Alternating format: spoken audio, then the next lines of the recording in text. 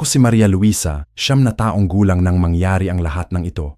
Nakatira kami sa isang maliit na sitio sa Mindanao, malayo sa syudad, kung saan ang tanging tunog na maririnig mo ay ang ungol ng hangin sa mga puno at ang patapat ng ulan sa bubong naming yero. Si Tatay Roberto, ang aming ama, isang karpintero na mahusay gumawa ng mga muebles mula sa mga katutubong kahoy. Masipag siyang tao, pero simula nang mamatay si Mama 2 taon na ang nakalipas, parang nawala na rin ang dating sigla niya. Si Kuya Dennis naman, ang aming panganay na kapatid, 16 na taong gulang at palaging wala sa bahay. Umaalis siya tuwing umaga at umuuwi ng gabi, amoy alak at sigarilyong mahal. Narinig ko na si tatay na nagdadabog dahil naubos ni Kuya Dennis ang pera namin sa cockfight at sugal sa kalapit na bayan. Minsan naririnig ko silang nag-aaway sa kusina, ang boses ni tatay na puno ng pagod at galit, habang si Kuya Dennis naman ay tumatawa lang na parang walang pakialam sa mundo. Pero hindi ko pa alam noon na ang pagkamatay ni Mama ay hindi talaga aksidente. Sa aming lugar, maraming nagsasabi na nadulas lang siya sa bangin habang kumukuha ng tubig sa ilog. Ngunit may mga bulong ang hindi ko naiintindihan noon. Mga bulong tungkol sa mga kakaibang nilalang na nagsasalipan sa mga bundok, mga nilalang na hindi dapat makita ng mga tao, lalo na ng mga batang tulad. Ang aming bahay ay gawa sa kawayan at kahoy. May mataas na puno sa likuran at malawak na bakuran sa harapan. Sa gabi, maririnig mo ang mga tunog ng kagubatan, ang tawag ng mga ibon, ang ungol ng hangin, at minsan, mga tunog na hindi mo maaaring paniwalaan na galing sa hayop. Si tatay palagi kaming binabalaan na huwag lalabas kapag gabi na, lalo na kapag walang buwan. Isang gabing malakas ang hangin at ulan, habang nakatunga nga ako sa bintana ng aming kwarto, nakita kong may isang anino na lumalapit sa aming gate. Hindi ko muna pinansin dahil akala ko'y isa lang sa mga kapitbahay namin na naghahanap ng shelter mula sa ulan. Pero nang tignan ko ng maayos, nakita ko ang isang babae, matanda, basang-basa, at parang naliliga. "Tatay!" sigaw ko. May tao sa labas. Lumabas si tatay mula sa kanyang workshop. Hawak ang isang martilyo. Sumunod din si Kuya Dennis na bagong uwi mula sa kanyang pakikipagsugal. Nang makita nila ang babae, nagkatinginan sila ng kakaiba. Parang may alam silang hindi nila sinasabi sa akin. Ang babae ay tahimik lang, hindi nagsasalita. Ginegesto niya lang ang kanyang mga kamay, pointing sa kanyang bibig at umiling-iling, parang pinapahiwatig na hindi siya makapagsalita. Basa na basa ang kanyang damit at parang ilang araw nang hindi nakapaglig. Ang kanyang buhok ay magulo at ang mukha niya ay puno ng alikabok. "Pumasok ka," sabi ni tatay sa babae. Binuksan ang gate. Delikado sa labas kapag ganitong panahon. Pumasok ang babae sa loob ng aming bahay, pero hindi siya umupo kahit na inaalok namin. Nanatili siyang nakatayo sa malapit sa pinto, parang handang tumakbo anumang oras. Ang kanyang mga mata ay palaging gumagalaw, tinititigan ang bawat sulok ng bahay na parang hinahanap ang isang bagay. "Anong pangalan mo?" tanong ni tatay. Pero hindi sumagot ang babae. Ginigesto niya lang ulit ang kanyang mga kamay, pointing sa kanyang lalamunan at umiling. Siguro pipi siya, tata. O kaya naman, hindi niya naiintindihan ang salita. Pero sa pagkakaalam, lahat ng tao sa aming lugar ay nakakapagsalita ng Bisaya. Kakaiba ang babae. May kakaiba sa kanyang presensya na hindi ko maituro. Parang may energy siya na nag-i-emanate, isang uri ng power na hindi ko pa naramdaman dati. Nagbigay kami sa kanya ng pagkain, kanin, isda, at gulat. Kumain siya ng tahimik, pero napansin ko na hindi niya hinahawakan ang pagkain, gamit lang ang kanyang mga kamay. May kakaibang paraan siya ng pagkain, parang may ritual na ginagawa. Bago siya kumain, hinuhugasan niya muna ang kanyang mga kamay sa isang kakaibang paraan, 3 beses, na parang nagdadasal. Pagkatapos kumain, tumayo siya at naglakad papunta sa kusina. Doon, kinuha niya ang isang basong tubig at ininom ito ng dahan-dahan na parang sinusukat ang bawat lag. Pagkatapos, tiningnan niya si tatay ng diretso sa mata at sa unang pagkakataon, nakita ko siyang ngumiti.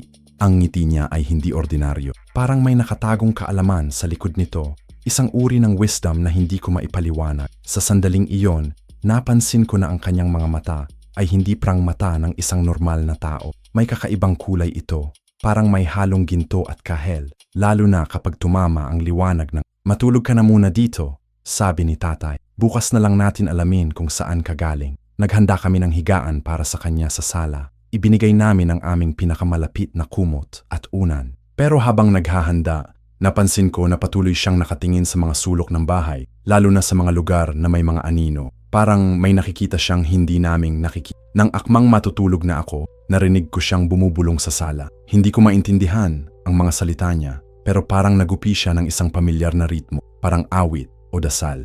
Ang tunog ay nakaka-relax, pero sa parehong oras, nakakatakot. Parang may kapangyarihan sa kanyang mga salita na hindi ko maipaliwanag. Kinabukasan, nang gumising ako, nakita ko nagising na siya at nakaupo sa may bintana, nakatingin sa labas. Ang dating magugmong babae ay parang nagbago na.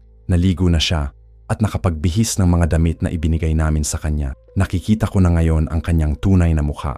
Mature yung babae, siguro nasa 40 o 50 years old. Pero may kakaibang ganda sa kanyang mga features. Ang kanyang balat ay kayumanggi, maayos, at ang kanyang mata ay talukang matalino.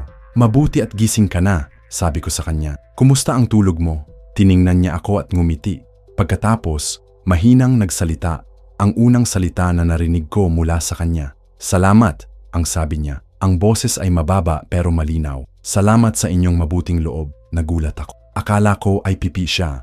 Nakakapagsalita ka pala, sabi ko. Bakit hindi ka nagsalita kagabi? Tumawa siya ng mahina. Hindi ako nakakapagsalita kapag umuulan ng malakas. Nakakaapekto kasi sa aking kondisyon. Hindi ko naiintindihan ang ibig niyang sabihin, pero hindi ko na tinanong. Baka medical condition lang. Maraming tao sa aming lugar na may mga kakaibang kondisyon na hindi namin maintindihan. Dumating si tatay mula sa kanyang workshop, hawak ang isang mahabang kahoy na ginagawa niyang mesa. Nang makita niya ang babae na nakakapagsalita na, tumigil siya sa paggawa at lumapit sa amin. Anong pangalan mo? Tanong niya ulit. Carmen, sagot ng babae. Tita Carmen para sa bata. Saan ka galing? Tita Carmen? Tanong ko. Nag-pause siya bago sumagot. Mula sa bundok, naglalakbay ako. Naghahanap ng mga taong tumutulong sa mga tulad ko. Mga tulad mo. Mga taong may kakaibang kakayahan. Hindi ko pa rin naiintindihan. Pero sa mukha ni tatay, nakikita ko na parang may nababasa siyang hindi niya sinasabi. May kakaibang expression sa kanyang mata. Parang takot, pero respeto din. Manatili ka muna dito hanggang sa maaayos mo ang inyong lakad, sabi ni tatay. Hindi kami magkakaproblema. Mula noon, nanatili si Tita Carmen sa aming bahay. Una, akala ko ay simpleng guest lang siya na magstay ng ilang araw bago magpatuloy sa kanyang journey. Pero ang mga sumunod na araw ay nagpatunay na hindi siya ordinaryong bisita. Una kong napansin na may kakaibang routine siya. Tuwing umaga, kinigiging niya ako ng maaga, mga 4 o'clock pa lang ng madaling araw, at ini-invite akong lumabas sa bakur. Doon, ginagawa niya ang mga kakaibang ensayo. Hindi ito mga ordinaryong exercise o meditation. Ginagawa niya ang mga kakaibang hand gestures, humming ng mga awit na hindi ko kilala. At minsan, nakikipag-usap siya sa mga halaman na parang nakakaintindi sila sa kanya. Anong ginagawa mo, Tita Carmen? Tanong ko sa kanya isang umaga. Nakikipag-communicate ako sa mga spirits ng lugar. Sagot niya na parang normal lang. Kailangan nilang malaman na nandito ako para protektahan kayo. Ang protektahan mula sa ano? Tiningnan niya ako ng malalim. Sa kanyang mga mata, nakita ko ang isang uri ng seryosidad na hindi ko pa nakita sa kahit sino. May mga bagay sa mundo na hindi mo pa nakikita, Maria Luisa. Mga bagay na hindi ka dapat makakita. Pero dumating na ang panahon na kailangan mo ng malaman. Hindi ko naiintindihan ang sinasabi niya, pero may parte sa akin na nagsasabi na importante ang mga salit. May kakaibang feeling ako kapag kasama ko siya. Parang mas secure ako. Pero sa parehong oras, parang mas aware din ako sa mga tunog at anino sa paligid. Ang pangalawang bagay na napansin ko kay Tita Carmen ay ang paraan ng kanyang pakikitungo kay tatay at Kuya Dennis. Kapag nakikita siya ni tatay, palagi siyang nakayuko, parang nagbibigay ng respeto. Hindi niya directly kinikilala si Tita Carmen, pero may kakaibang paraan siya ng pagkilos kapag nandoroon siya. Si Kuya Dennis naman ay mas obvious ang reaction. Minsan nakikita ko siyang nakatitig kay Tita Carmen na parang may takot sa kanyang mga mata. Isang gabi, narinig ko siyang kausap si tatay sa kusina. Tatay, kilala mo ba talaga siya? Tanong ni Kuya Dennis. Oo, sagot ni tatay. Kilala ko ang mga tulad niya. Mga tulad niya? Mga babaylan. Ang salitang babaylan ay hindi ko pa narinig noon, pero may kakaibang impact ito sa akin. Parang may ancient power ang salitang iyon, isang uri ng kaalaman na mula pa sa mga ninuno namin. Nang marinig ko iyon, bigla kong naalala ang mga kwento ni Lola tungkol sa mga babae na may kakayahang makipag-communicate sa spirits, mga healers na ginagalang ng mga tao noon. Ang pangatlong bagay na napansin ko ay ang paraan ng kanyang pakikitungo sa mga hayop sa paligid. Ang aming mga aso na dating maingay at masigla ay naging tahimik kapag nandoroon. Hindi sila natatakot sa kanya. pero parang may respeto sila. Nakikita ko silang lumalayo sa kanya kapag naglalakad siya, pero hindi dahil sa takot, dahil sa respeto. Ang mga ibon naman ay tila nakikipag-communicate sa kanya. Minsan, nakikita ko siyang nakatingin sa mga ibon sa puno at parang may naiintindihan siyang mga tunog na hindi ko na iririnig. Pagkatapos, yung mga ibon ay lumalayo na parang may natanggap na message. Sa loob ng isang linggo, naramdaman ko na ang presensya ni Tita Carmen ay nagdudulot ng pagbabago sa aming tahanan. Hindi ko maipunto kung ano exactly, pero may kakaibang energy sa bahay. Mas tahimik, pero sa parehong oras, mas protektado din ang feel. Ang unang concrete sign na may kakaiba talaga kay Tita Carmen ay nangyari isang hapon nang umuuwi ako mula sa pag-aral sa katabing sitio. Nakita ko siyang nakatayo sa may gate namin, nakatingin sa direksyon ng bundok. Ang kanyang mga kamay ay nakaangat at ang kanyang mga labi ay gumagalaw na parang nagdadasal o nagchachant. Nang lumapit ako sa kanya, narinig ko ang mga salita niya. Hindi ito Bisaya o Filipino. Hindi ko alam kung anong language, pero may kakaibang rhythm at melody ang mga salita. Parang ancient na awit na galing pa sa mga ninuno namin. Tita Carmen, anong ginagawa mo? Tanong ko. Hindi niya ako sinagot kaagad. Patuloy niyang ginawa ang kanyang ritual hanggang sa matapos niya. Pagkatapos, tiningnan niya ako at ngumiti. Nagprotekta lang anak, sabi niya. May mga bisitang hindi maganda ang balak sa inyong pamilya. Mga bisita? Mga nilalang na hindi dapat nandito. Pero huwag kang mag-alala. Malaman nila na may nagbabantay sa inyo. Hindi ko pa rin naiintindihan. Pero sa kanyang tono, naramdaman ko na seryoso siya. May kakaibang authority sa kanyang boses na nagsasabi sa akin na hindi siya nagbibig. Ang gabi na yon, habang naghahanda na akong matulog, narinig ko ang mga kakaibang tunog mula sa labas. Hindi ito mga ordinaryong tunog ng gabi. May mga unggol na hindi normal, mga tunog na parang hindi galing sa kilalang hayop. Natakot ako at tumakbo sa kwarto ni na tatay. Tatay, may kakaibang tunog sa labas, sabi ko. Napatingin si tatay sa bintana at sa kanyang mukha, nakita ko ang takot. Manatili ka dito anak, huwag lumabas. Pero bago pa niya masara ang pinto, nakita namin si Tita Carmen na lumabas ng bahay. Hawak ang isang malahabang stick na hindi ko pa nakita noon. Ang stick ay may mga nakaukit na symbols at sa dulo nito ay may mga hanging na beads at feathers. Narinig namin siyang nagsalita sa labas, gamit ulit ang kakaibang language na narinig ko kanina. Ang kanyang boses ay malakas at authoritative na parang nagko-command sa mga nilalang sa labas. Pagkatapos ng ilang minuto, tuluyang naging tahimik ang labas. Bumalik si Tita Carmen sa loob at nakita namin na may kakaibang glow sa kanyang mga mata. Hindi ko maisip kung imagination ko lang o totoo, pero parang may liwanag sa kanyang mga mata na hindi natural. Tapos na, sabi niya simply. Makakatulog na kayo ng mahimbing. At nga naman, ang buong gabi ay naging tahimik. Walang kakaibang tunog, walang disturbance. Pero ang tanong na pumasok sa isip ko ay, kung anuman ang mga nilalang na iyon, bakit sila nandito? At bakit si Tita Carmen ang tanging capable na mag-drive away sa kanila? Nang sumunog na araw, nakita kong si tatay ay may kausap na si Tita Carmen sa kusina. Narinig ko ang mga pieces ng conversation nito. Ikaw ba talaga? Tanong ni tatay. Oo, sagot ni tita. At alam ko na bakit ako napadpad dito. Hindi aksidente ang lahat ng ito. Ang asawa ko, hindi aksidente ang nangyari sa kanya. May pumapatay sa mga taong tulad niya. Mga taong tulad niya? Mga taong may malinis na aura. Mga taong potential na maging healers o protectors. May nang-neutralize sa kanila para hindi sila maging threat. Ang conversation na iyon ay nagbigay sa akin ng maraming katanungan. Sino ang nangpapatay? Bakit si mama ang naging target? At ano ang ibig sabihin na potential siyang maging healer o protector? Pero ang pinaka-important na tanong ay, kung totoo ang lahat ng sinabi ni Tita Carmen, ano ang ibig sabihin nito para sa aming pamilya? At kung may pumapatay nga sa mga taong tulad ni Mama, safe ba kami ngayon na nandito si Tita Carmen? Ang mga tanong na ito ay patuloy na tumatakbo sa isip ko habang pinapanood ko si Tita Carmen na gumagawa ng kanyang mga ritual. May feeling ako na ang mga susunod na araw ay magdudulot ng mga sagot. Mga sagot na baka hindi ko handang marinig. Ang mga susunod na linggo ay nagdulot ng mas maraming katanungan kaysa sa mga sagot. Si Tita Carmen ay patuloy na gumagawa ng kanyang mga rituals tuwing umaga pero hindi niya ako sinasama sa lahat ng may mga panahong nakikita ko siyang mag-isa nakatayo sa gitna ng mga nakikipag-usap sa mga bagay. Isang umaga, habang naglilinis ako ng bahay, narinig kong kausap ni Tita Carmen si tatay sa workshop. Ang kanilang usapan ay mas seryoso ngayon. Hindi na katulad ng mga casual na conversation nila noon. Roberto, sabi ni Tita Carmen, Kailangan mo nang sabihin sa mga anak mo ang totoo. Hindi pa sila handa, sagot ni Tat. Lalo na si Maria Luisa, masyadong bata pa siya.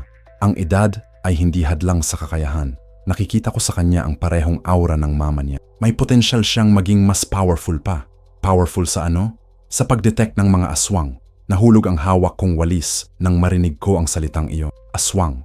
Ang mga kwentong narinig ko mula kay Lola, mga nilalang na akala ko ay hindi mga monster na kumakain ng tao, lalo na ng mga bata. Mga nilalang na nagpapalit ng anyo para makapasok sa mga hindi ako makapakira. Nakatago ako sa likod ng nakikinig sa kanilang conversation. Ang mama ni Maria Luisa, patuloy ni Tita Carmen, hindi namatay dahil sa aksidente. Pinatay siya ng mga aswang dahil nalaman nilang may kakayahan siyang makakita sa kanilang tunay na naging threat siya sa kanilang plano. Anong plano? Gustong kontrolin ng mga aswang ang lugar na ito. Alam nila na rich ang lugar ninyo sa natural resource, mga puno, mineral, tubig. Gusto nilang maging base ng operations ang sitio niyo. Pero para magawa nila yon, kailangan nilang ma-eliminate ang mga taong may spiritual power. At ngayon, si Maria Luisa, oo, nakikita na nila sa kanya ang parehong kakayahan. Kaya ako nandito para protektahan siya at turuan siyang gamitin ang kanyang gift. Hindi ko napigilan ang sarili. Lumabas ako mula sa pagkakatago at humarap sa kanila. Totoo ba ang sinasabi ni Tita Carmen? Tanong ko. Nakita ko sa mukha ni tatay ang gulat at takot. Hindi niya inaasahan na nakarinig ako. Pero sa mga mata ni Tita Carmen, nakita ko ang isang uri ng relief na parang sabi niya, finally, hindi na namin kailangan magtago. Maria Luisa, sabi ni tatay, makinig ka. Ang mga bagay na maririnig mo ngayon ay hindi madaling intindihin. Pero kailangan mo nang malaman. Umupo kami sa mesa sa kusina. Si Tita Carmen ay kumuha ng isang maliit na pouch mula sa kanyang bag at inilabas ang mga kakaibang bagay, mga malilit na bato, mga dried herbs, at isang maliit na mirror na may nakaukit na symbols. Maria Luisa, sabi ni Tita Carmen, ang mundo ay hindi composed lang ng mga bagay na nakikita. May ibang dimension, ibang creatures na nakatira kasama natin. Ang karamihan sa mga tao ay hindi nila nakikita ang mga ito dahil walang silang gift. Pero ikaw, meron kang inherited na kakayahan mula sa mama mo. Anong kakayahan? Ang makakita sa true form ng mga aswang. Kinuha niya ang maliit na mirror at ipinakita sa akin. Tingnan mo ito at sabihan mo ako kung ano ang nakikita mo. Tiningnan ko ang mirror. Una, nakita ko lang ang reflection ko. Pero pagkatapos ng ilang segundo, may nagsimulang magbago sa image. Nakita ko ang sarili ko, pero may kakaibang glow sa paligid ng aking katawan. Isang maliwanag na aura na kulay asul at nakikita mo ba?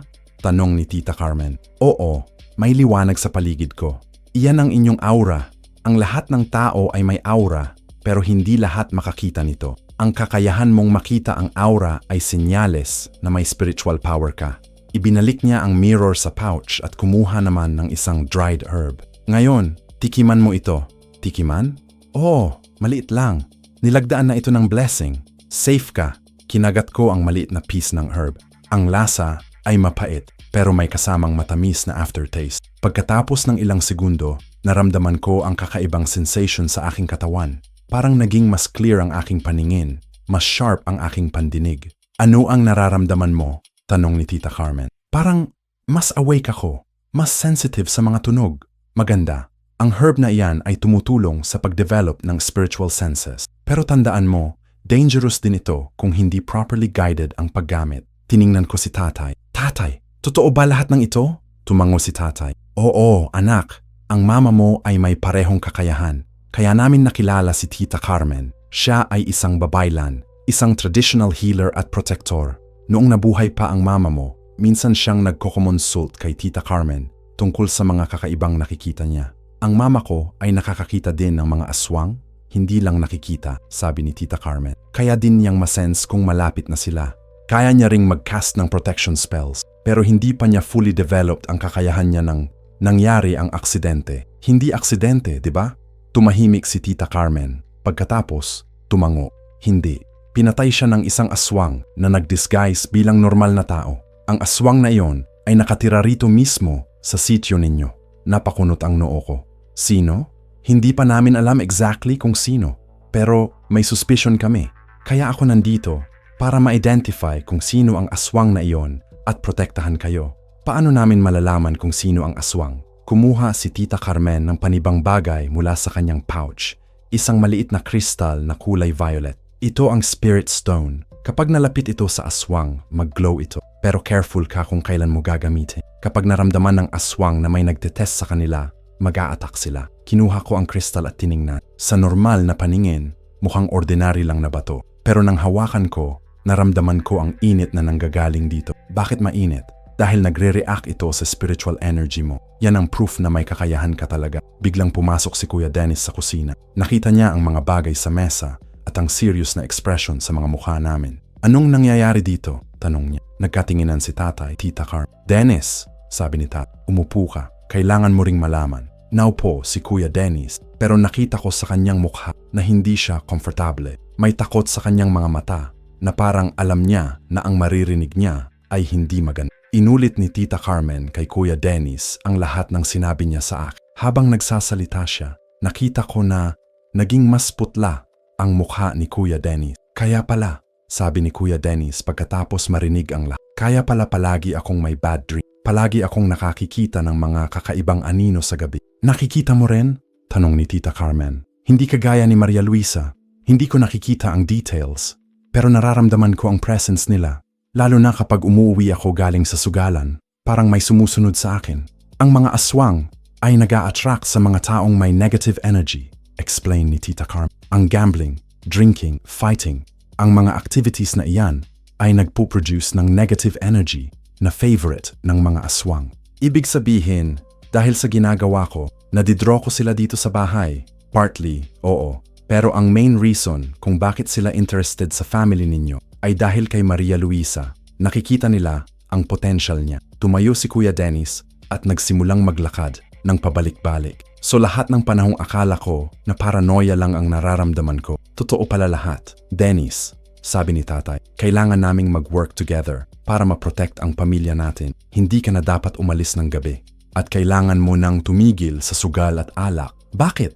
Magkakaproblema ba tayo kapag patuloy kong ginagawa iyon? Oo, sagot ni Tita Carmen. Ang aswang ay gumagamit ng mga taong may addiction para ma-access ang isang pamilya. Pwede kang gawing instrument para pumasok sila sa bahay ninyo. Nakita ko ang takot sa mukha ni Kuya Dennis. Paano? Pwede nilang i-control ang isip mo kapag lasing ka o high sa gambling. Pwede kang gumawa ng mga bagay na hindi mo natatandaan, tulad ng pag-open ng pinto sa gabi o pag-invite ng mga stranger na pumasok sa bahay. Hindi ko naman ginagawa iyon. Hindi mo alam kung ginagawa mo. Ang mind control ng aswang ay subtle. Hindi mo naramdaman na ginagawa mo na. Umupo ulit si Kuya Dennis. Ang mukha ay puno ng worry. So, ano ang gagawin namin? Una, sabi ni Tita Carmen, kailangan ninyong matuto mag-protect ng sarili. Turuan ko kayong mag-cast ng protection spells at mag-recognize ng mga signs na may aswang sa paligid. Kumuha siya ng 2 maliliit na bag mula sa kanyang pouch at ibinigay sa amin ni Kuya Dennis. Itong mga amulets na ito ay magpuprotect sa inyo. Pero hindi ito permanent. Kailangan ninyong matuto gumawa ng sarili ninyong protection. Binuksan ko ang bag at nakita ang isang maliit na pendant na gawa sa kakaibang metal. May nakaukit na symbols dito na hindi ko nabasa. Anong nakasulat dito? Ancient na protection spell. Galing pa sa mga ninuno natin na babaylan. Pero tandaan ninyo, ang amulet na yan ay temporary lang. Ang totoong protection ay nanggagaling sa inyong sariling spiritual power. Paano namin madedevelop ang spiritual power namin? Meditation, prayer, at pag-practice ng mga rituals na ituturo ko sa inyo. Pero warning, kapag nagsimula na kayong mag-practice, mas magiging visible kayo sa mga aswang. Kaya kailangan ninyong mag-prepare din for battle. Battle? Gulat na tanong ni Kuya Dennis. Oo, hindi magiging peaceful ang proseso na ito. Ang mga aswang ay hindi basta-basta mag-give up sa target nila. Lalo na ngayong nalaman nilang may babaylan na kasama ninyo. Tiningnan niya si tatay. Roberto, kailangan mo ring mag-prepare. Alam kong may basic knowledge ka tungkol sa protection dahil sa asawa mo. Pero kailangan mo nang mag-level up. Tumango si tatay. Ano nung kailangan naming gawin? Simula bukas, magsisimula tayo ng training. Pero ngayong gabi, kailangan ninyong mag-observe. Tingnan ninyo kung sino sa mga kapitbahay ninyo ang may kakaibang behavior. Sino ang lumalabas lang tuwing gabi? Sino ang hindi kumakain ng normal na pagkain? Sino ang hindi na nasasalamin ng maayos? Hindi nasasalamin, tanong ko. Ang mga aswang ay may problem sa reflection. Hindi completely invisible, pero distorted ang image nila sa mirror. At hindi rin sila gumagawa ng shadow kapag exposed sa moonlight. Binigyan niya ako ng notebook. Ilist mo lahat ng napansin mo. Kahit maliliit na detail, ang mga aswang ay experts sa pag-disguise. Pero may mga tells pa rin sila na hindi nila makontrol. Habang nag-uusap kami, may narinig kaming kalansing sa labas. Nagtinginan kami lahat. Anong iyon? Tanong ni Kuya Dennis. Tumayo si Tita Carmen at lumapit sa bintana. Tiningnan niya ang labas, pero hindi niya binuksan ang curtain completely. May naglalakad sa bakuran ninyo, sabi niya ng mahina. Pero hindi tao. Ano? Tikba lang. Lumapit ako sa bintana para tingnan, pero pinigilan ako ni Tita Carmen. Wag, kapag nakita ka niya, makikilala ka niya. Hindi pa kayo ready for direct contact. Anong gagawin mo? Tanong ni tatay. Kumuha si Tita Carmen ng kanyang stick na may symbols at lumapit sa pinto. Hindi niya binuksan, pero diniinan niya ang stick sa pinto at nagsimulang mag-chant ng mga salita na hindi ko maintindihan. Ang mga tunog sa labas ay naging mas malakas. Narinig namin ang ungol ng kabayo, pero may kasamang human voice na nakakatatakot. Pagkatapos, may tunog ng malakas na takbo, parang may tumatakas. Tapos na, sabi ni Tita Carmen. Umalis na siya, pero babalik iyon. Ang tikbalang ay scout ng mga aswang. Nag-i-investigate sila kung sino ang mga bagong threat sa area. Ay ibig sabihin, alam na nila na nandito ka? Oo, kaya mas importante na matrain kayo agad. Hindi na natin masyadong maraming time. Bumalik kami sa mesa. Ang atmosphere ay mas tense na ngayon. Naramdaman ko na ang danger ay mas real na kaysa sa akala. Tita Carmen, tanong ko, kung si Mama ay may kakayahan rin, bakit hindi niya na-protect ang sarili niya? Nagseryoso ang mukha ni Tita Carmen. Dahil na-surprise siya, ang aswang na pumatay sa kanya ay hindi stranger. Kilala niya ang taong iyon. Hindi niya in-expect na aswang pala. Sino? Hindi pa namin alam exactly, pero may suspicion kami na isa sa mga malapit sa inyo. Kaya kailangan ninyong mag-ingat kahit sa mga taong akala ninyong trusted. Nagsimula akong mag-isip sa lahat ng mga taong malapit sa amin. Sino sa kanila ang may kakaibang behavior? Sino ang hindi ko nakikita tuwing umaga pero nandoon tuwing gabi? Paano namin malalaman kung sino? Tanong ni Kuya Dennis. Dahan-dahan, hindi tayo nagmamadali. Ang mali ng mama ni Maria Luisa ay nag-investigate siya mag-isa. Hindi niya sinabi sa akin na may nahanap na siyang suspicious, kaya naging vulnerable siya. Kaya ngayon, lahat ng gagawin ninyo, dapat alam ko, walang magi-investigate mag-isa. Walang gagalaw na hindi natin pinag-uus. Understood? Tumango kaming lahat. Ngayong gabi, patuloy ni Tita Carmen, mag-o-observe lang kayo. Pero huwag kang ma-obvious.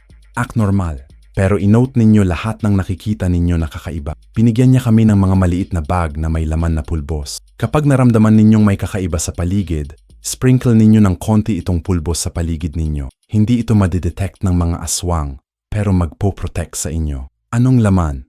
Ground na garlic, sea salt, at blessed herbs.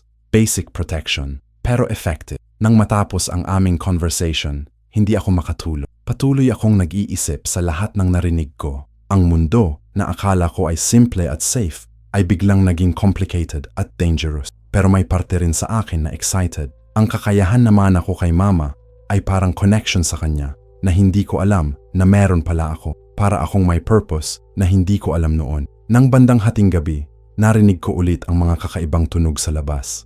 Pero ngayong alam ko na kung ano ang mga iyon, hindi na ako natatakot. Alam kong may protector kami at alam ko na hindi ako helpless. Kinuha ko ang notebook na binigay sa akin ni Tita Carmen at nagsimulang magsulat ng lahat ng naalala ko sa mga nakaraang araw. Sino ang mga taong nakita ko na may kakaibang behavior? Anong mga pangyayari ang hindi ko napansin noon na ngayon ay mukhang suspicious na? At habang nagsusulat ako, may naisip ako. Mayroon isang tao sa sitio namin na hindi ko nakikita tuwing umaga, pero palagi kong nakikita tuwing gabi. Isang tao na palaging ngumingiti, pero hindi umabot ang ngiti sa mga mata. Ate Rosa, ang vendor sa palengke. Kinabukasan ay nagsimula na ang aming training kay Tita Carmen. Ginising niya ako ng alas 4 ng madaling araw bago pa man sumikat ang araw. Sa kadiliman ng umaga, dinala niya ako sa may bundok, malayo sa mga mata ng mga kapitbahay.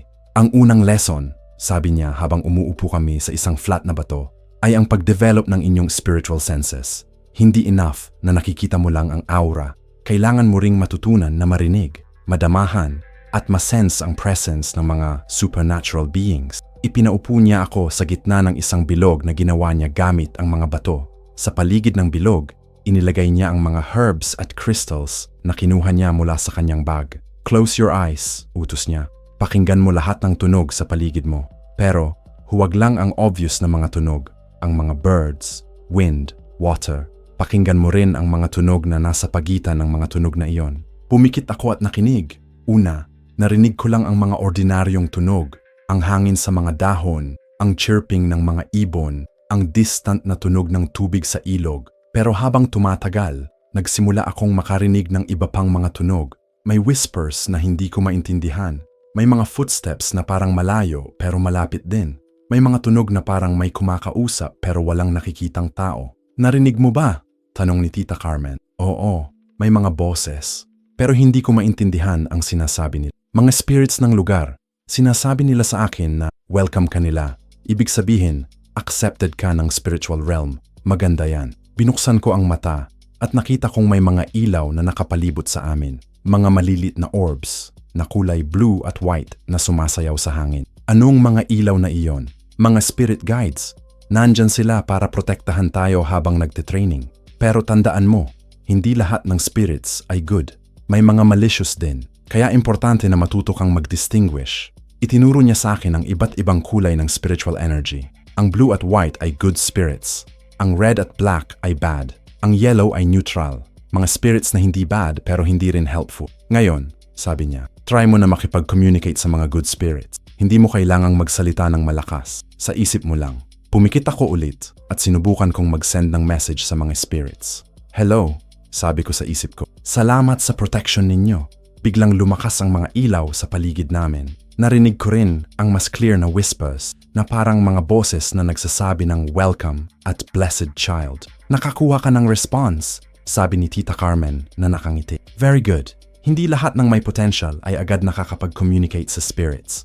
Ang mama mo ay nag-take ng 2 buwan bago niya na-achieve iyan. Natapos ang unang training session namin mga alas 6 ng umaga. Bumalik kami sa bahay para mag-breakfast. Habang nagluluto si Tita Carmen, kinuwento ko kay tatay ang nangyari. Proud ako sa iyo anak, sabi ni tatay. Ang mama mo ay magiging masaya kapag alam niyang nagi-develop mo ang kakayahan mo. Tatay, natatandaan mo pa ba kung ano ang specific na nakikita ni mama noon? Nag-isip si tatay. Oo, palagi niyang sinasabi na may isang tao sa sitio natin na hindi normal. Hindi niya masabi kung sino, pero sinasabi niya na tuwing nakikita niya ang taong iyon, sumasakit ang ulo niya. Sumasakit ang ulo? Oo, yan daw ang sign na may aswang sa malapit. Ang spiritual energy nila ay nagki-clash sa energy ng mga taong may gift. Naalala ko ang sinulat ko sa notebook kagabi. Tatay, si Ate Rosa ba ay kilala ninyo na matagal na? Si Ate Rosa? Yung nagbebenta sa palengke? Mga 3 taon na siyang nakatira dito. Bakit? Wala. May napansin lang ako.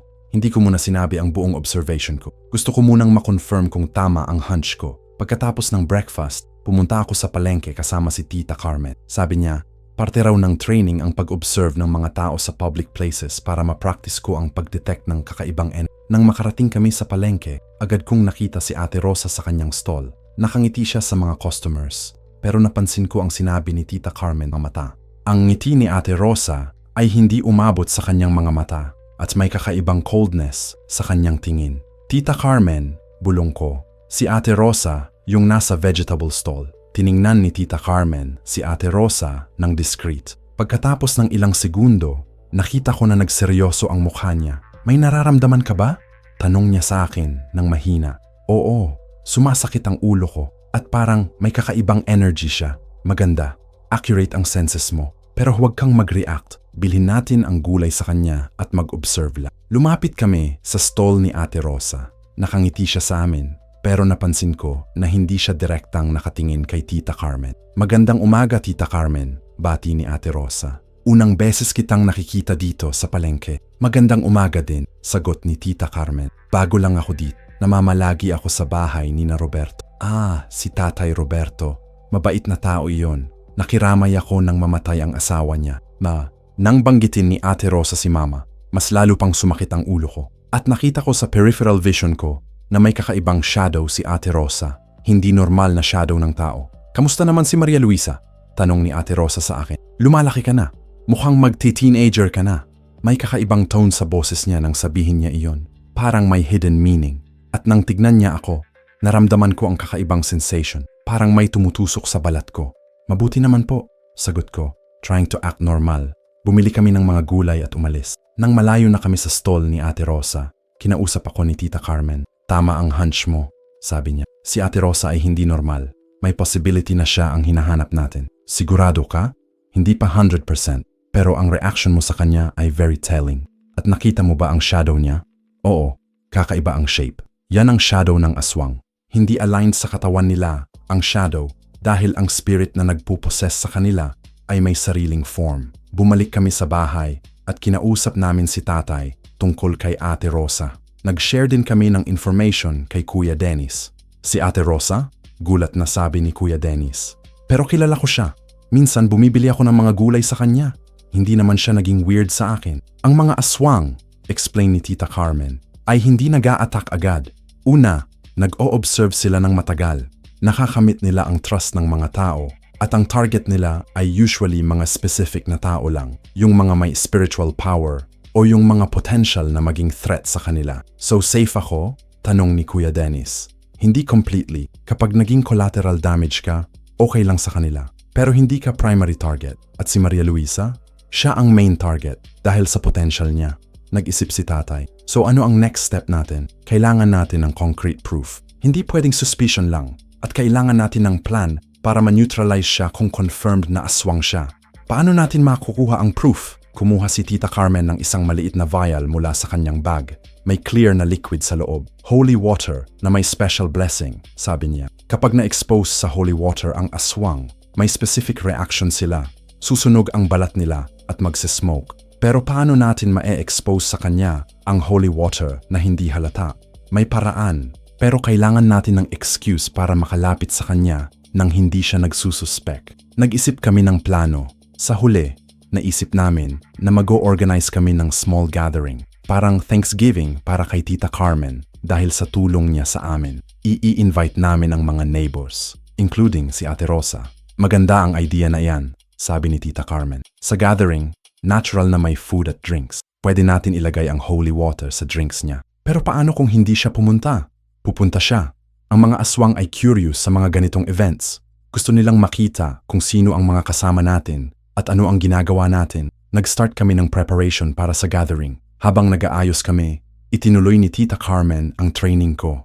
Tinuruan niya ako kung paano mag-create ng protection circle gamit ang salt at herbs. Tinuruan niya rin ako ng mga basic na spells para sa protection. Kapag may emergency, sabi niya, at wala ako sa tabi mo, itong mga spells na ito ang magpo-protect sa iyo. Pero tandaan mo, limited lang ang power ng mga spells na ito. Hindi sila pwedeng alternative sa proper training. Pinractice ko ang mga spells. Ang una ay para sa immediate protection. Ginagawa lang na bilog ang daliri at nire-recite ang ancient na prayer. Ang pangalawa ay para sa pag-banish ng malicious spirits.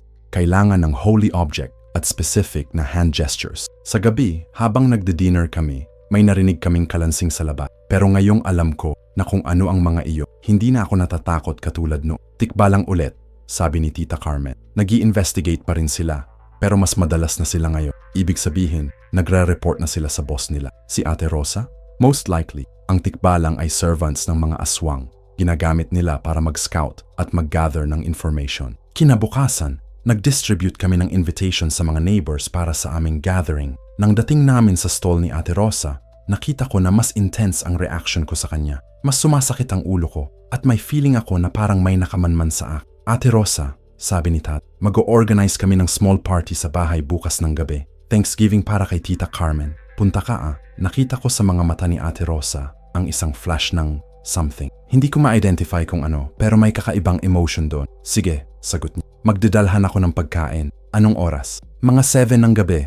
Okay, pupunta ako. Nang umalis kami mula sa stall niya, napansin ko na may sumunod sa amin. Hindi tao, pero may presence na nakaka-feel ko. Nang tingnan ko sa likod, nakita ko ang shadow na walang katawan. Isang dark figure na sumusunod sa amin ng mga 20 meters away. Tita Carmen, bulong ko, may sumusunod sa atin. Alam ko, sagot niya nang hindi lumalingo. Shadow spy ni Ate Rosa. Kaya nga confirmed na ngayon na siya ang aswang na hinahanap natin. Anong gagawin natin? Wala. Hayaan lang natin siyang mag-follow. Gusto niya sanang malaman kung ano ang plano natin. Pero hindi niya malalaman dahil ang totoo nating plano ay hindi natin pinag-uusapan sa labas ng bahay. Nang makarating kami sa bahay, nawala ang shadow na sumusunod sa amin. Pero may feeling ako na patuloy pa rin kaming binabantay. Bukas, sabi ni Tita Carmen, Habang nagpe-prepare kami ng mga gamit para sa gathering, magiging decisive day para sa amin. Kapag confirmed na aswang si Ate Rosa, kailangan natin siyang ma-neutralize. Pero hindi basta-basta. May proper ritual para diyan. Anong ritual? Exorcism. Pero hindi yung nakikita ninyo sa mga movies. Ang traditional na exorcism para sa aswang ay mas complicated. Kailangan ng proper preparation, specific na tools, at perfect timing. Gaano ka-dangerous? Very dangerous. Kapag nag-start na ang exorcism, magfa-fight back ang aswang with full power. Kaya kailangan natin ng backup plan. Anong backup plan? Kapag hindi successful ang exorcism, kailangan natin siyang makill physically. At ang only way na makill ang aswang ay gamit ang blessed weapon sa heart nila. Ipinakita niya sa amin ang isang maliit na dagger na may mga nakaukit na symbol. Ito ang silver dagger na blessed ng mga ancient na babaylan. Pero sana, hindi na natin kailangan gamitin. Sa gabi na yon, hindi ako makatulog. Alam kong sa susunod na gabi, malalaman na namin ang totoo tungkol kay Ate Rosa. At depende sa mangyayari, baka mag-change na forever ang buhay namin. Pero may confidence din ako. Sa loob ng ilang linggo, natutunan ko na ang mga basics ng pag-protect sa sarili. May spiritual guides na ako na nakakonect sa akin. At may Tita Carmen na nagga-guide sa amin. Pero ang tanong na paulit-ulit sa isip ko ay, ready ba talaga ako para sa kung anumang mangyayari bukas? Ang araw ng gathering ay dumating nang mas mabilis kaysa sa inaasahan ko. Simula pa ng umaga, busy na kami sa preparation. Si Tatay ay nag-arrange ng mga mesa at upuan sa bakuran, habang si Kuya Dennis naman ay nag-prepare ng mga ilaw. Si Tita Carmen ay focused sa pag-prepare ng mga special preparations na hindi namin nakikita. Maria Luisa, tawag ni Tita Carmen habang nasa kusina ako. Halika dito, may importante akong ipapakita sa'yo. Pumunta ako sa kanyang kwarto at nakita kong may mga kakaibang bagay na nakalatag sa kama. May mga crystals, herbs, bottles na may iba't ibang kulay ng liquid at isang maliit na wooden box na hindi ko pa nakikita noon. Ito ang mga gamit na gagamitin natin mamaya, explain niya. Pero bago natin gamitin, kailangan ko munang mabless kayo ng protection na mas malakas kaysa sa mga amulets na binigay ko sa inyo. Inupo niya ako sa gitna ng kwarto at nagsimulang gumawa ng blessing ritual. Hinawakan niya ang ulo ko at nagchant ng mga salita na mas mahaba at mas complex kaysa sa mga narinig ko na noon. Habang nagre-recite siya, naramdaman ko ang init na bumabalot sa buong katawan. Anong nararamdaman mo? Tanong niya. Mainit, pero hindi uncomfortable. Parang may warmth na pumapasok sa katawan. Maganda. Yan ang sign na tumatanggap ng blessing ang spiritual body mo. Pagkatapos ng ritual, may binigay siyang bagong pendant sa akin. Mas malaki ito kaysa sa una at may mas maraming symbols. Itong pendant na ito ay special. Gawa ito mula sa meteoric silver at blessed ng 27 na babaylan. Kapag may immediate danger, mag-glow ito at magbibigay sa iyo ng temporary boost sa spiritual power mo. Temporary boost? Oo, para sa emergency situations lang. Pero careful ka sa paggamit. Kapag ginamit mo na ang boost, magwi-weaken ka for several hours after. Natapos na ang preparation mga alas 5 ng hapon. Ang mga neighbors ay nagsimula nang dumating mga alas 6. Una ay dumating ang mag-asawang si Mang Ben at Aling Rosa. Hindi yung Ate Rosa na hinihinalaan namin, iba itong Rosa. Sumunod naman ay si Kuya Pedro at ang kanyang mga anak. Ako ay naging mas alert sa bawat taong dumada. Gamit ang training na natanggap ko mula kay Tita Carmen, sinusubukan kong masense ang spiritual energy ng bawat bisita. Ang karamihan ay may normal na energy, walang kakaibang signs. Pero habang naghihintay kami kay Ate Rosa na hindi pa dumadating, mas lalo akong nakaka-feel ng tension. Mga alas 7 at kalahati, dumating na si Ate Rosa. Kasama niya ang kanyang sobrino na si Kuya Miguel, isang lalaking mga 25 years old na hindi ko gaanong kilala. Nang pumasok sila sa gate, agad akong nakaramdam ng intense headache. Nandito na sila, bulong ko kay Tita Carmen. Tiningnan niya sina Ate Rosa at Kuya Miguel ng discreet. Nakita ko sa mukha niya na may naging realization. Dalawa sila, bulong niya sa akin. Hindi lang si Ate Rosa, pati na rin si Kuya Miguel. Dalawa? Oo, sila ay mag-coven. Mas dangerous kaysa sa akala natin. Lumapit si Ate Rosa sa amin, nakangiti. Pero ngayong mas developed na ang spiritual senses ko, mas clear na nakikita ko ang fakeness ng kanyang ngiti. Salamat sa invitation, sabi niya. Nagdala ako ng kakanin para sa lahat. Ibinigay niya ang isang covered basket. Nang tanggapin ito ni Tatay, napansin ko na nanggitaw ang kamay ni Ate Rosa sa kamay ni Tatay. Hindi siya nasunog, pero nakita ko na may slight na smoke na lumabas mula sa contact point. Tita Carmen, bulong ko. Nakita mo ba yon? Oo, confirmed na. Pero ang hindi ko maintindihan ay bakit hindi siya completely nasunog sa contact. Usually, ang mga aswang ay hindi nakakahawak ng mga blessed objects o blessed people. Si tatay mo ay may residual blessing mula sa mama mo. Kaya dapat nasunog si Ate Rosa sa contact. Ibig sabihin, ang aswang na ito ay mas powerful kaysa sa usual. O kaya naman, may special protection din siya. Nag-start na ang gathering. Ang mga tao ay nag-enjoy sa pagkain at pag-uusap. Pero ako at si Tita Carmen ay focused sa pag-observe kay Ate Rosa at Kuya Miguel. Napansin ko na hindi sila kumakain ng normal na pagkain. Kinukuha nila ang food pero hindi nila dinadalang sa bibig. Instead, ginagamit lang nila ang fork para mag-play sa pagkain. At kapag may nag-o-offer sa kanila ng drinks, lagi silang nagdi-decline. May dala akong sariling drinks, sabi ni Ate Rosa nang mag-offer si Kuya Dennis ng juice. Special diet kasi ako. Ang sariling drinks niya ay kulay dark red, nasa isang opaque na bottle. Hindi ko makita kung ano exactly, pero may kakaibang smell na nanggagaling dito, metallic at slightly rotten. Si Kuya Miguel naman ay mas obvious na hindi normal. Hindi siya gaanong nakikipag-usap sa mga tao. Palagi siyang nakatingin sa mga sulok ng bakuran na parang may hinahanap. At kapag tumawa ang mga tao, hindi siya sumasama. Parang disconnected siya sa mga normal na human emotion. Mga 8:00, nag-suggest si Tita Carmen na mag-games kami. Para mas ma-enjoy natin ang gathering, maglaro tayo ng traditional games. Anong laro? Tanong ni Mang Ben. Patintero o kaya naman hide and seek. Pero adult version. May penalties ang mga matalo. Nag-agree ang lahat, including sina Ate Rosa at Kuya Miguel. Pero nakita ko sa mga mata nila ang isang flash ng excitement, hindi yung normal na excitement para sa laro. May kakaibang anticipation sa kanilang mga mata. Pero bago tayo maglaro, sabi ni Tita Carmen, mag-blessing muna tayo. Para safe ang lahat, kumuha siya ng isang bottle ng holy water at nagsimulang mag-sprinkle sa paligid. Nang umabot siya kay Ate Rosa, nag-step back si Ate Rosa. Hindi ako naniniwala sa ganyang mga rituals, sabi ni Ate Rosa. Sorry, pero religious differences. Okay lang, sabi ni Tita Carmen. Pero nakita ko sa mata niya na may na-confirm siyang suspicion. Nagsimula na ang laro. Ang first game ay patintero. Naging tagera si Tita Carmen. At ang goal ay makross ang mga players mula sa isang end ng bakuran papunta sa kabilang end na hindi mahuli. Ang kakaiba ay nang turn ni Ate Rosa na mag-cross. Napansin ko na ang shadow niya sa ground ay hindi sumusunod sa movements niya. Ang katawan niya ay tumatakbo papunta sa kanan, pero ang shadow niya ay naglalakad papunta sa kaliwa. Tita Carmen, bulong ko habang naglalaro. Tingnan mo ang shadow ni Ate Rosa. Tiningnan niya at nakita rin ang discrepancy. Nang matapos ang turn ni Ate Rosa, lumapit si Tita Carmen sa akin. Confirmed na talaga, bulong niya. At nakita mo ba kung paano siya tumakbo? Hindi ko napansin. Hindi normal ang speed niya. Mas mabilis kaysa sa normal na tao. At hindi siya nahihirapan tumakbo kahit matanda na siya. Pagkatapos ng patintero, nagsuggest si Tita Carmen ng hide and seek. Pero special mechanics, sabi niya. Ang tagger ay mag-hide at ang mga players ay maghahanap. Ang unang makakahanap ay magwi-win ng special prize. Anong special prize? Tanong ni Aling Rosa. Secret, ngiti ni Tita Carmen. Nag-volunteer si Kuya Miguel na maging first tagger. Pumunta siya sa may bundok para mag-hide. Nang nagsimula na ang searching, napansin ko na ang ibang players ay nasa malapit lang sa bahay. Pero si Ate Rosa ay pumunta sa opposite direction. Papunta sa direksyon kung saan pumunta si Kuya Miguel. Suspicious, bulong ko kay Tita Carmen. Oo, kaya sundan natin sila. Pero carefully, sumunod kami kina Ate Rosa nang hindi halata.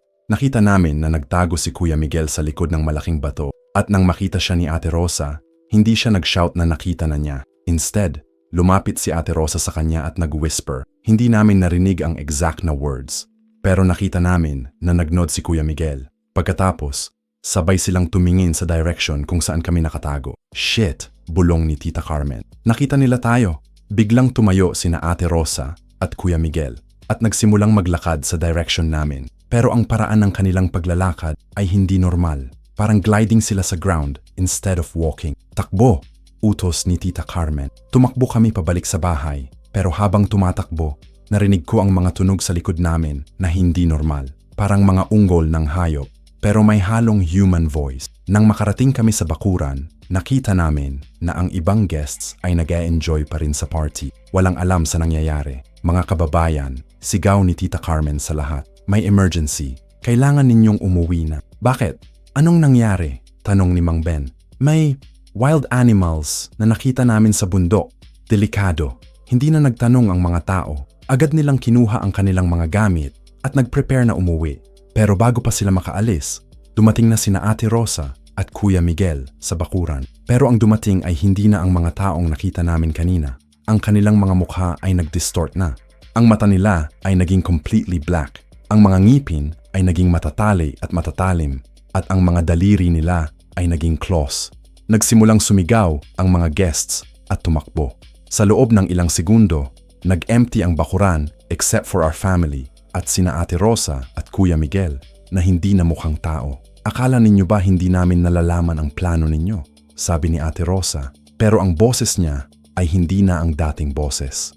May mix ng dalawang boses, ang original niya at isang deeper, more menacing na boses. Ilang linggo na namin kayong binabantayan, dagdag ni Kuya Miguel. Alam namin na may babaylan kayong kasama. Alam namin na nagtitraining si Maria Luisa. Lumapit si Tita Carmen sa amin at nag-form ng protective stand. Hawak niya ang kanyang staff na may symbols. Anong gusto ninyo? Tanong ni Tita. Simple lang, sagot ni Ate Rosa. Ibigay ninyo sa amin si Maria Luisa. Kailangan namin siya para sa ritual naming. In exchange, hindi namin sasaktan ng iba.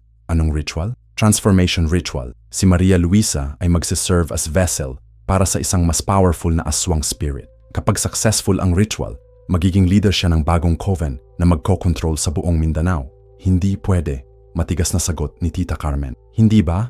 E paano kung sabihin namin na wala kayong choice? Biglang nag-transform sina Ate Rosa at Kuya Miguel sa kanilang complete aswang form. Ang kanilang mga katawan ay naging mas matangkad, ang mga braso ay naging mas mahaba, at ang mukha nila ay naging completely monstrous. Pero hindi pa doon natatapos. May lumabas pa na mga creatures mula sa shadows, mga tikbalang at kapre na servants nila. Sa loob ng ilang segundo, na-surrounded kami ng mga supernatural beings. Last chance, sabi ni Ate Rosa, na ngayon ay mukhang demon na. Sumama si Maria Luisa ng kusang loob o papatayin namin kayong lahat at kukunin namin siya by force. Tiningnan ako ni Tita Carmen. Sa mga mata niya, nakita ko ang determination, pero pati na rin ang worry. Maria Luisa, sabi niya, handa ka na ba? Hinawakan ko ang pendant na binigay niya sa akin. Naramdaman ko ang warmth na nanggagaling dito at biglang sumama ang confidence ko. Handa na ako, sagot ko. Maganda, ngiti ni Tita Carmen. Kasi ngayon na magsisimula ang totoong laban, biglang nag-glow ang staff ni Tita Carmen at ang pendant ko. Ang mga aswang ay nag-step back na parang natakot sa liwanag. Pero alam ko na ito pa lang ang simula. Ang totoong battle ay magsisimula na ngayon. Ang simula ng battle ay mas intense kaysa sa inaasahan ko. Nang mag-glow ang staff ni Tita Carmen at ang aking pendant, ang mga aswang ay hindi tumakbo. Instead, mas lalong naging aggressive sila. Form circle, sigaw ni Tita Carmen sa amin. Magkakapit kamay at huwag bibitaw kahit ano pa ang mangyari. Naging circle kami. Ako, si Tatay, si Kuya Dennis, at si Tita Carmen. Sa gitna namin ay may naging visible na protective barrier na kulay blue-white. Pero nakita ko na ang mga aswang ay hindi natatarot. Nagsimula silang mag-chant ng mga salitang hindi ko maintindihan. Anong ginagawa nila?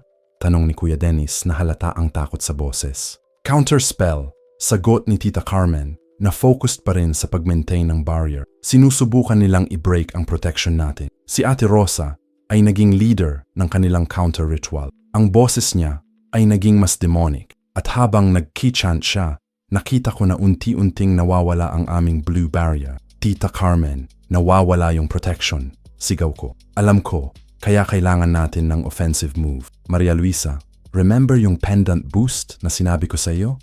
Oh, gamitin mo na ngayon. Hinawakan ko ang pendant ng mas matigas at nag-concentrate. Biglang sumakit ang ulo ko, pero kasama nito ay may rush ng energy na pumasok sa katawan. Parang may lightning na dumaan sa buong sistema ko. Nang buksan ko ang mata, nakita ko na ang mundo ay naging mas clear. Nakikita ko na ang mga spiritual threads na nagko-connect sa lahat ng creatures sa paligid. Nakikita ko rin ang weaknesses ng mga aswang. May mga dark spots sa kanilang aura na vulnerable sa attack. Nakikita ko na ang weak points nila, sigaw ko. Maganda, ituro mo sa akin. Itinuro ko kay Tita Carmen ang mga dark spots sa aura ni na Ate Rosa at Kuya Miguel. Nakita ko rin na may third aswang na nakatago sa shadows. Isang mas malaking creature na hindi ko pa nakikita noon. May tatlo sila, sigaw ko. May nakatago pa sa likod ng puno. Tiningnan ni Tita Carmen ang direksyon na itinuro ko at nakita rin niya ang hidden aswang. Manananggal, sabi niya. Yan ang pinaka-dangerous sa kanila. Ang manananggal ay lumabas mula sa shadows. Ito ay isang babae na may mahaba wings, pero ang katawan niya ay nakaputol sa gitna. Naka-fly lang ang upper half niya. Kaya pala hindi namin completely na-detect ang presence ng coven na ito, sabi ni Tita Carmen. May manananggal silang kasama na nag-sea cloak sa energy nila. Ang manananggal ay nag-fly papunta sa amin. Ang intention niya ay obvious. Gusto niyang i-break ang formation namin at isolate ako mula sa group. Kuya Dennis, tatay, sigaw ni Tita Carmen. Magdak kayo kapag lumipad si manananggal sa inyo, pero huwag bibitaw ng kamay.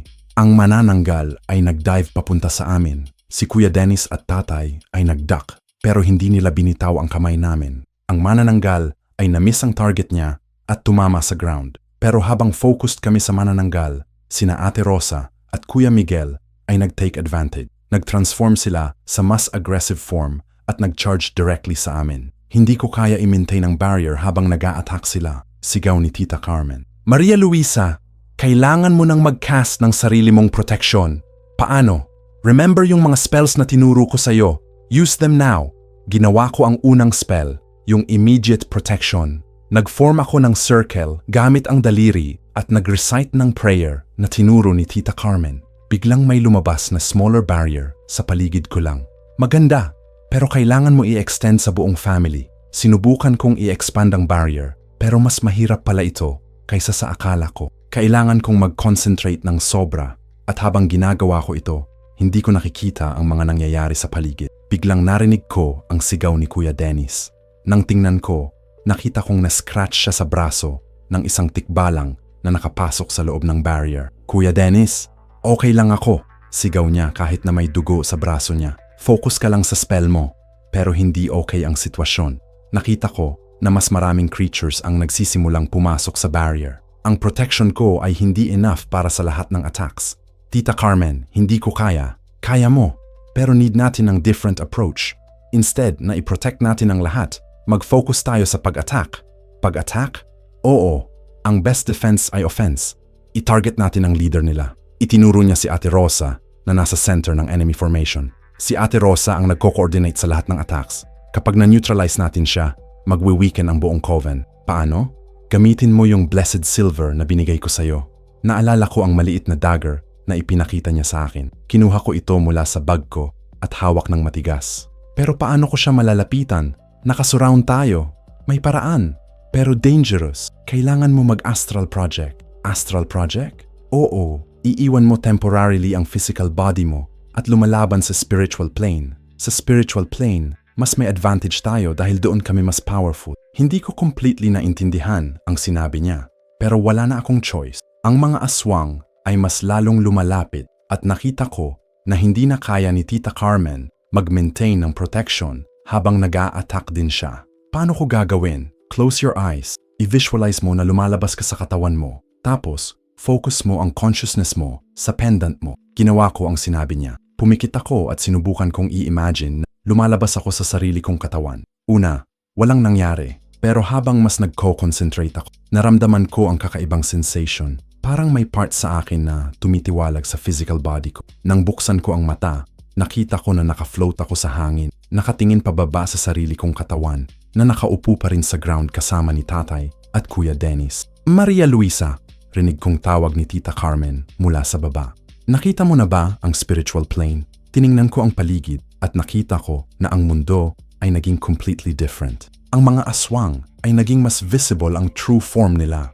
Puro dark energy na may monstrous shapes. Pero nakita ko rin na ang mga blessed objects namin ay mas powerful sa plane na ito. Nag-glow ng mas bright at may mas malaking area of effect. Nakikita ko na. Maganda! Ngayon, lumapit ka kay Ate Rosa at gamitin mo ang dagger. Nag-fly ako papunta kay Ate Rosa. Sa spiritual plane, ang paglalakad o paglipad ay mas natural. Parang nagte-teleport ka sa gusto mong puntahan.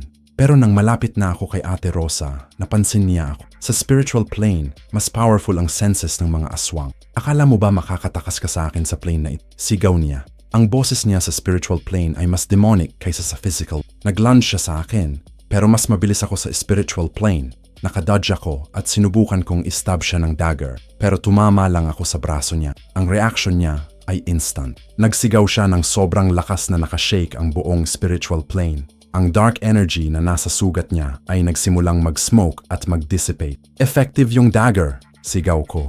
Maganda, pero kailangan mo siyang ma-hit sa heart para ma-kill completely. Sinubukan ko ulit, pero mas alert na si Ate Rosa ngayon. Hindi siya nag-allow na malapit ako sa kanya. Instead, nag-cast siya ng counter-attack spell na nag-send ng dark energy sa direction ko. Ang dark energy ay tumama sa akin at na-push ako pabalik sa physical body ko. Nang bumalik ako sa katawan ko, naramdaman ko ang sobrang pagod. Parang nag-marathon ako ng ilang oras. Ayos ka lang? Tanong ni tatay. Oo, pero pagod, sagot ko. At hindi ko na-kill si Ate Rosa. Nahit ko lang siya sa braso.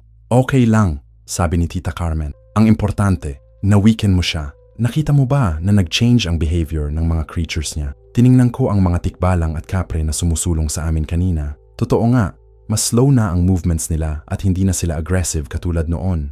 Oo, mas weak na sila.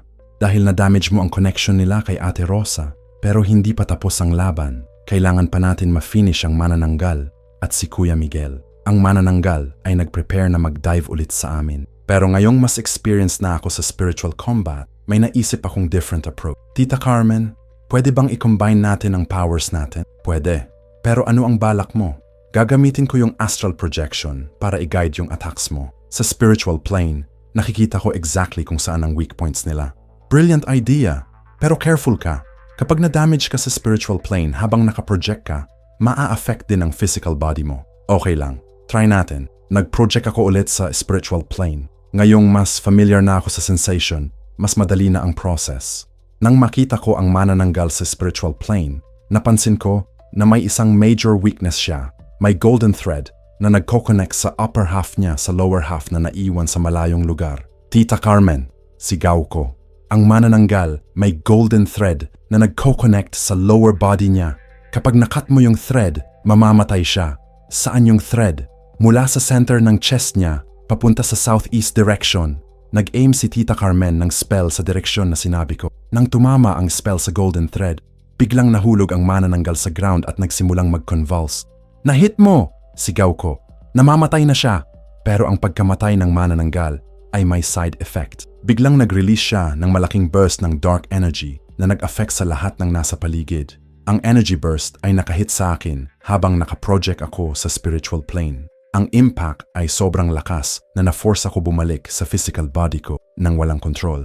Nang bumalik ako sa katawan ko, naramdaman ko ang sobrang sakit sa buong katawan. May mga pasa na lumabas sa mga braso ko at may lasa ng dugo sa bibig ko.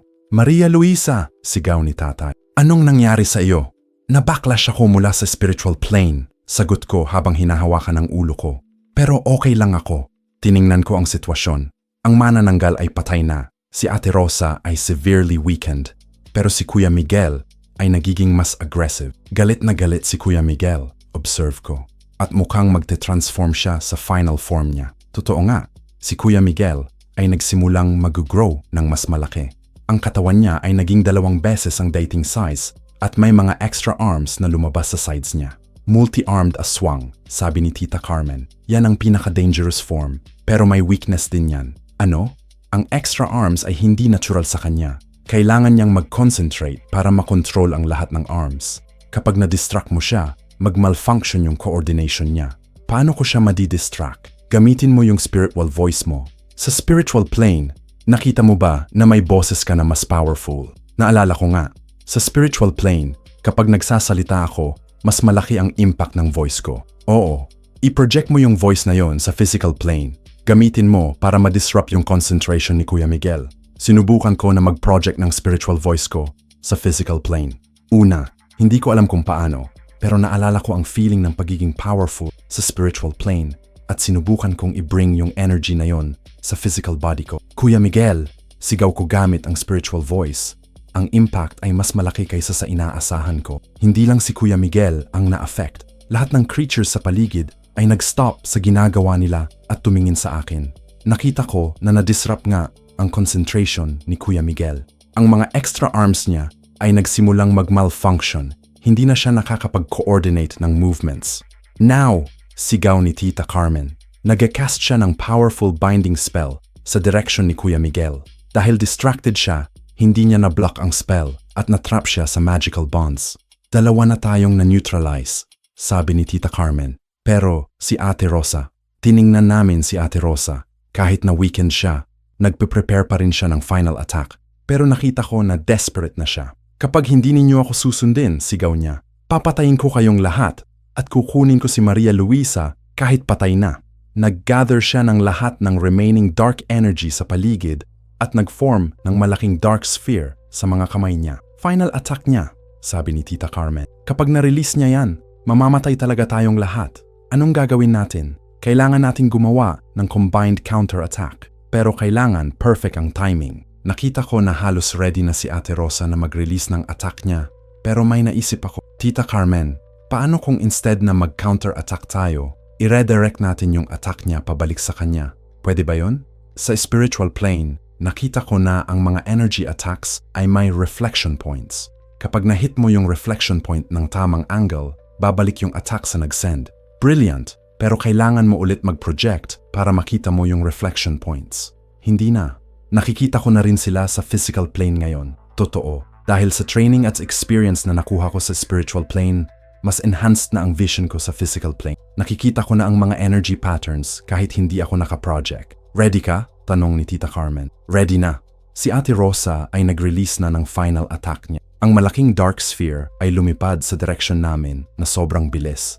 Pero nakita ko ang exact na reflection point niya. Nagcast ako ng precise redirecting spell sa tamang angle. Ang dark sphere ay nahit ang spell ko at nag-bounce pabalik kay Ate Rosa. Dahil hindi niya inaasahan na babalik sa kanya ang attack niya, hindi siya nakaprepare ng defense. Ang sarili niyang attack ay tumama sa kanya ng full force. Ang resulta ay instant. Si Ate Rosa ay na-disintegrate completely. Walang natira sa kanya except for ash na nag-scatter sa hangin. Nang mawala si Ate Rosa, lahat ng remaining creatures ay nawala rin. Ang mga tikbalang, kapre, at mga shadows ay nag-dissipate na parang hindi nag-exist. Ang buong bakuran ay naging tahimik. Tapos na ba? Tanong ni Kuya Dennis. Tiningnan ni Tita Carmen ang paligid gamit ang spiritual vision niya. Oo, wala na silang trace ng dark energy sa area. Umupo kami lahat sa ground, pagod sa nangyaring battle, pero may feeling ako ng accomplishment na kaya namin. Maria Luisa, sabi ni Tita Carmen, proud ako sa performance mo ngayong gabi. Hindi ko inaasahan na kaya mo agad na ma-master ang mga advanced techniques. Salamat sa training mo, sagot ko. Pero ano na ang susunod? Safe na ba kami ngayon?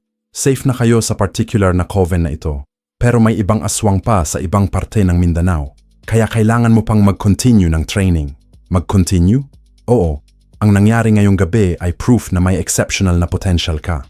Kailangan mo pang mag-develop para ma-protect mo hindi lang ang pamilya mo, pero pati na rin ang ibang tao. Tiningnan ko si Tatay at Kuya Dennis. Sa mga mata nila, nakita ko ang pride at gratitude. Tatay, anong nararamdaman mo? Tanong ko. Proud ako sa iyo, anak, sagot ni Tatay. At alam kong proud din si Mama mo. Tumingin ako sa langit. May feeling ako na nandoon nga si Mama watching over us. Pero alam ko na ang adventure na ito ay simula pa lang. May mas maraming challenges na darating. Pero ngayon, alam ko na handa na ako para sa mga iyon. Ang mga buwan na sumunod sa battle ay nagdulot ng malaking pagbabago sa aming buhay. Hindi lang dahil sa wala na ang threat ni na Ate Rosa, pero dahil na rin sa mga bagong responsibilidad na dumating sa akin. Si Tita Carmen ay nagtayo ng permanent na training ground sa may bundok kung saan ginagawa niya ang mas advanced na lessons. Hindi lang ako ang estudyante niya.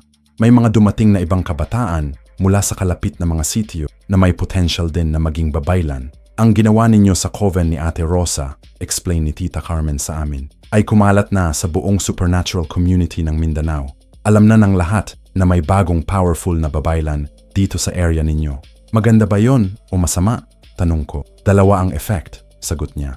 Una, yung mga masasamang entities ay mag-iingat sa pag-approach dito sa lugar ninyo. Pero pangalawa, yung mga mas powerful na threats ay maku-curious sa inyo. Totoo nga ang sinabi niya. Sa mga sumunod na linggo, may mga naging kakaibang pangyayari sa sitio na hindi na aswang pero ibang uri ng supernatural beings.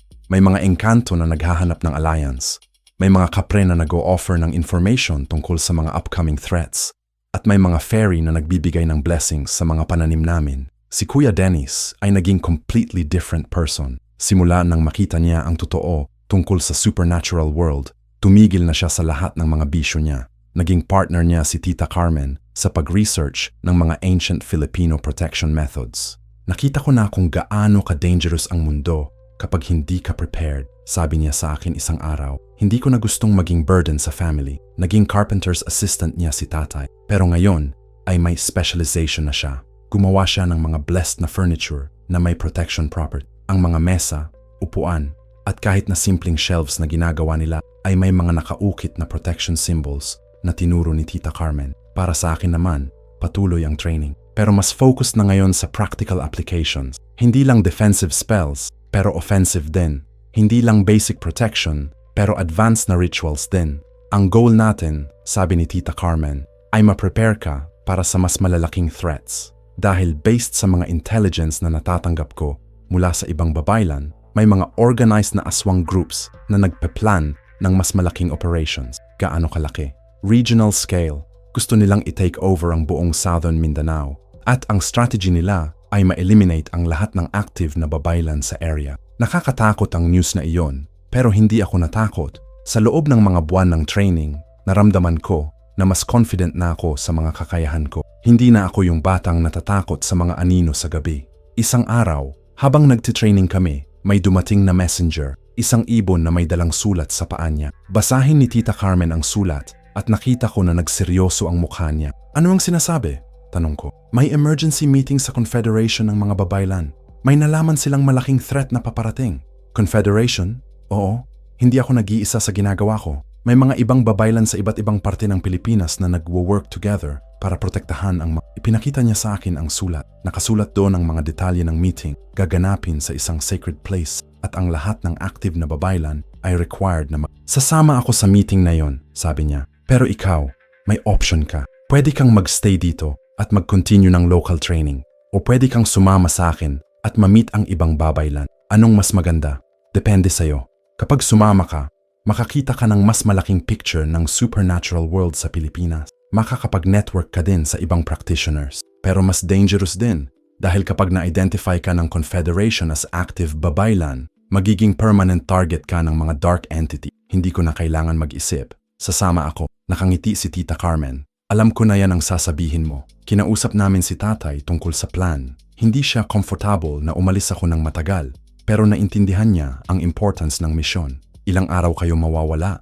Tanong niya. Mga 1 linggo, sagot ni Tita Carmen. Pero magli-leave ako ng protection spells dito sa bahay para safe kayo habang wala ako. At si Maria Luisa, safe ba siya doon sa meeting? Safe siya. Ang meeting ay sa sacred ground na protected ng maraming powerful na babaylan.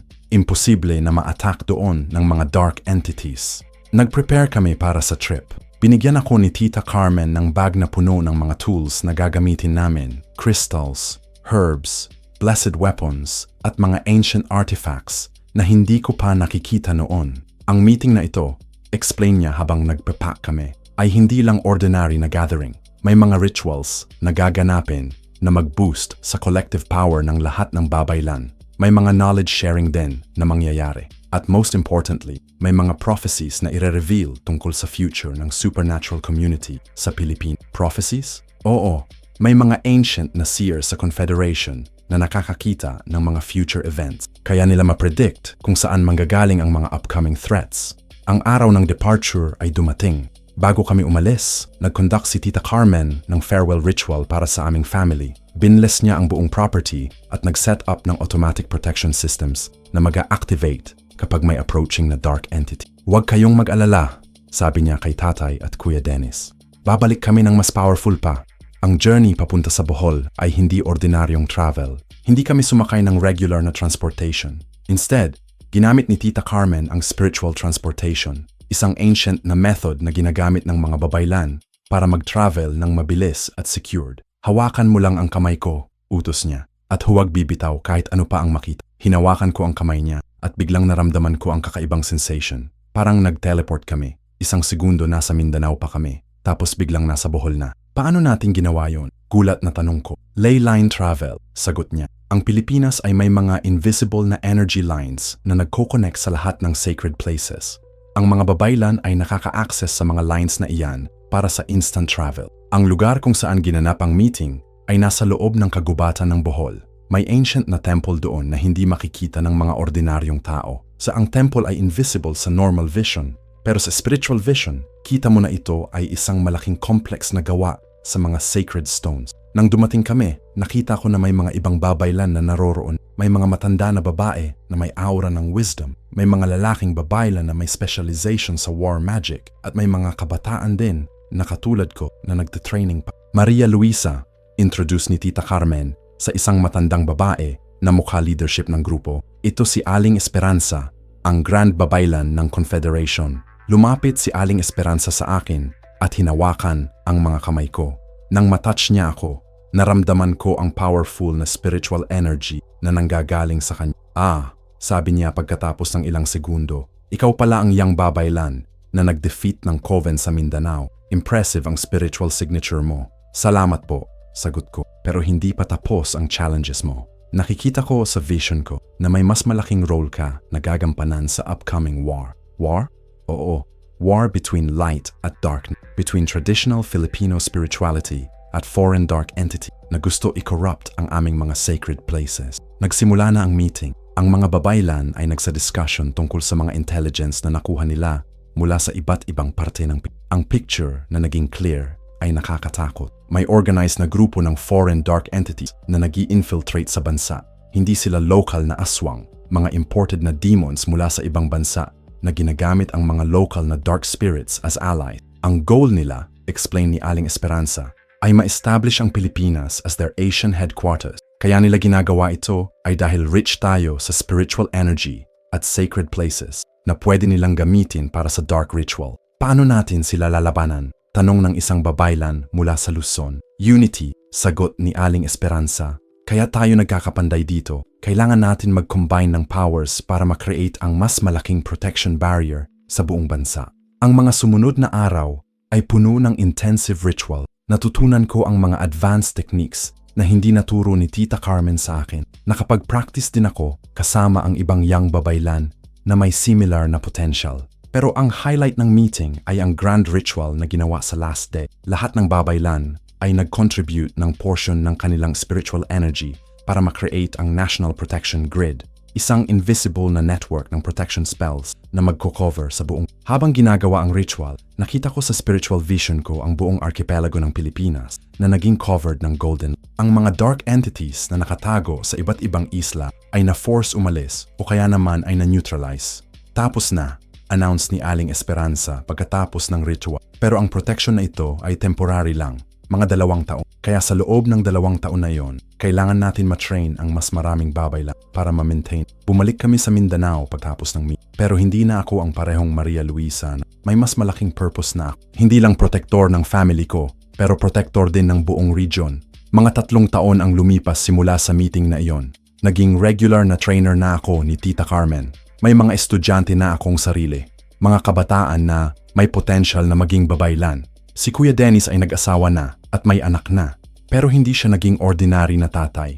Naging protector din siya ng community namin gamit ang mga skills na natanggap niya mula kay Tita Carmen. Si tatay naman ay naging well-known na maker ng blessed furniture. May mga orders na siyang natanggap mula sa ibang provinces na nangangailangan ng protection item. Ako naman ay nag-pursue ng nursing sa university, pero parallel sa academic studies ko, ay patuloy din ang training ko as babaylan. Ang plan ay after graduation, magiging medical missionary ako na may specialization din sa traditional healing. Ngayon, habang nagsusulat ako ng mga experiences na ito, 23 taong gulang na ako, may sariling pamilya na ako, asawa at 2 anak. Pero hindi ko naging secret sa kanila ang tungkol sa supernatural world. Ang mga anak ko ay may potential din na maging babaylan, kaya tinuturuan ko na sila ng mga basics. Ang mga kwentong ito ay hindi lang para sa entertainment. Gusto kong ma-preserve ang mga traditional knowledge na natanggap ko mula kay Tita Carmen. Gusto ko ring ma-inspire ang mga susunod na henerasyon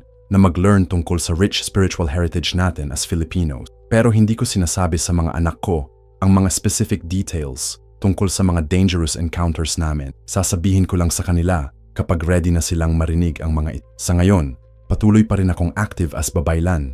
May mga cases pa rin na dumarating na kailangan ng intervention at hindi pa rin tapos ang war between light and darkness. pero mas prepared na tayo ngayon kaysa noon. Kung meron mang aral na natanggap ko mula sa lahat ng experiences na ito yon. Ang traditional knowledge at spirituality natin as Filipinos ay hindi dapat makalimutan. Ang mga ninuno natin ay may mga wisdom na nakakaprotekta sa atin hanggang ngayon. At ang responsibilidad natin ay i-preserve at i-pass on ang mga wisdom na ito sa mga susunod na henerasyon. Kaya kung ikaw na nagbabasa nito ay may nararamdamang kakaiba sa paligid mo, o kaya naman ay may mga dreams ka na hindi mo maipaliwanag, huwag mong baliwalain. Baka may gift ka na kailangan mo lang ma-develop. At kung kailangan mo ng tulong, hanapin mo ang mga local na healers, o kaya naman ang mga matandang tao sa community ninyo na may alam tungkol sa mga traditional practices. Ang mundo ay mas magical pa kaysa sa akala mo. At ikaw, baka may role ka din na kailangan mong gampanan sa protection ng aming beautiful na bansa. Salamat sa pagbabasa ng kwento ko. Sana nakapag-inspire ako sa inyo na mag-explore pa ng aming rich cultural heritage. Mag-like, mag-subscribe at mag-comment kung gusto ninyong marinig pa ang mga ganitong kwento.